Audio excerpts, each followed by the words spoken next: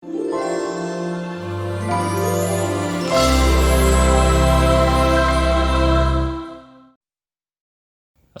warahmatullahi wabarakatuh. Selamat datang kembali di channel Hobiku Hokiku.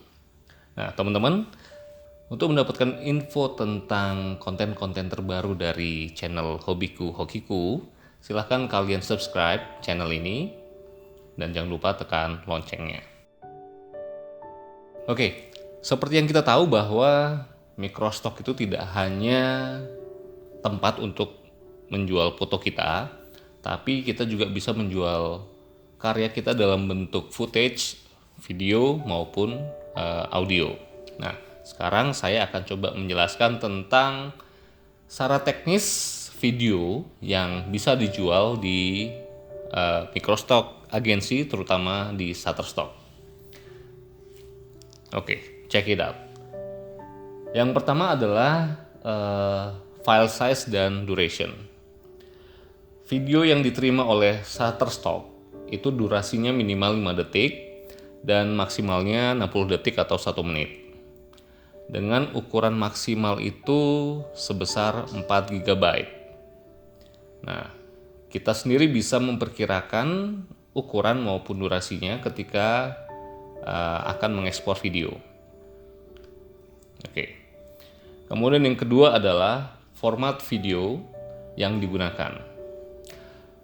Shutterstock itu hanya menerima 2 format file untuk diterima menjadi bagian dari portofolio kontributornya, yaitu MOV dan MP4. Selain kedua file format tadi, yang jelas tidak bisa diterima oleh Shutterstock. File format ini dapat kita atur saat kita hendak mengekspor video kita dari video editor software semacam Filmora atau Adobe Premiere. Yang ketiga adalah frame rate video yang akan kita submit. Ketika hendak mengedit video, pastikan format frame rate video yang kita punya itu sesuai dengan yang sudah ditentukan oleh Shutterstock, yaitu frame rate-nya antara 23,98 sampai 60 fps. Dan kalian bisa lihat daftarnya di sini. Nah, kemudian untuk pengambilan video dengan menggunakan kamera smartphone dengan kualitas HD biasanya itu memiliki frame rate antara 25 sampai 30 fps.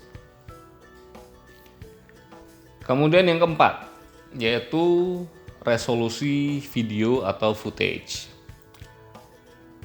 Shutterstock sendiri lebih menyukai video dengan kualitas resolusi tinggi, yaitu HD dan 4K. Tetapi kita masih diberi kesempatan untuk mengupload video dengan resolusi lebih rendah, namun sudah ditentukan oleh Shutterstock.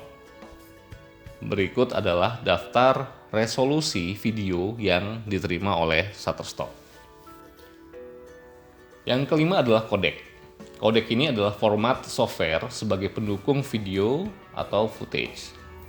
Kita bisa mengaturnya dalam proses editing. Nah, Shutterstock hanya menerima codec yang ada di rincian dalam tampilan berikut ini. Yang pertama adalah foto JPEG. Codec ini adalah termasuk non-DV Progressive Scan Video.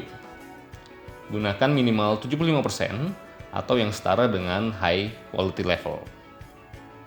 Yang kedua adalah Motion JPEG, yaitu codec yang berbasis non-DV Interlaced Footage atau video. Kemampuan codec ini untuk menggerakkan gambar. Gunakan minimal 75% atau yang setara dengan High Quality Level. Yang ketiga adalah ProRes 422 atau 422 HQ atau 4444. Nah, yang perlu diperhatikan adalah ketika kita menggunakan codec ini, usahakan ketika mengekspor itu tidak terlalu banyak kompresi yang ditimbulkan. Selanjutnya adalah H264 untuk software yang menggunakan kodek ini, maka harus disetting dengan format encoding quality base. Selanjutnya adalah PNG. Itu hanya digunakan pada video animasi yang membutuhkan alpha channel. Selanjutnya ada Motion JPEG E, MPEG 4 Visual, Motion JPEG B, Apple ProRes 422 LT, PNG, dan Apple Animation atau RLE. Nah, kalian bisa lihat apakah kodek di software editor kalian sudah sesuai dengan requirement video yang ditetapkan oleh Shutterstock. Yang keenam adalah audio. Seluruh video atau footage yang akan diupload ke Shutterstock tidak boleh ada unsur audionya, kecuali audio itu dapat meningkatkan kualitas atau pesan dari video tersebut, atau bila digunakan untuk footage editorial. Tetapi secara pribadi, saya tidak menyarankan penggunaan audio sama sekali untuk footage komersial. Yang ketujuh adalah color space. Shutterstock lebih menyukai dan merekomendasikan dengan warna REC 709. Kemudian yang kedelapan, itu khusus untuk video yang diambil menggunakan smartphone atau perangkat seluler.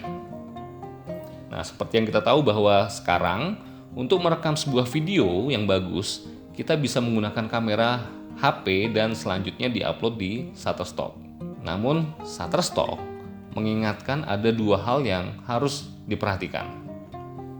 Yang pertama, saat memindahkan file video dari HP atau smartphone kita ke komputer atau laptop, itu harus dengan menggunakan kabel data. Hal ini ditujukan untuk menjaga kualitas video dari HP agar tidak berkurang. Karena kita tahu bahwa jika dilakukan dengan menggunakan email atau transfer wireless, maka kualitas video itu akan berkurang karena kompresi saat transfer data. Yang kedua, yang perlu diingat adalah biasanya kamera smartphone itu di bagian depan memiliki resolusi yang lebih rendah daripada kamera yang di bagian belakang. Jadi usahakan untuk mengambil gambar atau footage dengan menggunakan kamera yang memiliki resolusi yang lebih tinggi, yaitu kamera di bagian belakang. Oke, teman-teman, itu yang bisa saya sampaikan tentang syarat teknis video untuk visual di Shutterstock.